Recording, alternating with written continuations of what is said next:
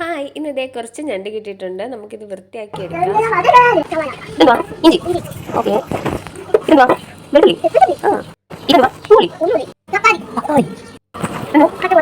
Okay, എല്ലാം set. കറിവേപ്പില ചേർത്ത് വറുത്ത തേങ്ങ നമുക്ക് മിക്സിയുടെ ജാറിലിട്ട് പൊടിച്ചെടുക്കാം. ശേഷം വെളിച്ചെണ്ണ ഒഴിക്കുക, കടുക് പൊട്ടിക്കുക, അതിലേക്ക് പച്ചമുളക്, കറിവേപ്പില, ഇഞ്ചി, വെളുത്തുള്ളി, കൊച്ചുള്ളി, സവാള എന്നിവ ചേർത്ത് നന്നായിട്ട് മൂപ്പിക്കുക. കുറച്ച് ഉപ്പും കൂടി ചേർക്കാൻ മറക്കല്ലേ. അതിനുശേഷം തക്കാളി ഇടുക. തക്കാളി നന്നായിട്ട് വെന്ത് വരുമ്പോൾ മഞ്ഞൾപ്പൊടി, മുളക് പൊടി, മല്ലിപ്പൊടി, ഗരം മസാല എന്നിവ ചേർത്ത് നന്നായിട്ട് മിക്സ് ചെയ്യുക.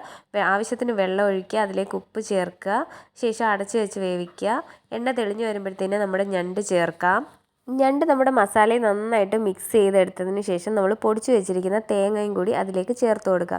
ശേഷം കുറച്ച് കുരുമുളക് പൊടിയും കൂടി വിതറി നമുക്ക് സെർവ് ചെയ്യാനായിട്ട് മാറ്റാം. അപ്പോൾ അതേ കുറഞ്ഞ മസാലയിൽ നല്ല അടിപൊളി ഞണ്ട് റോസ്റ്റ് റെഡി ആയിട്ടുണ്ട്.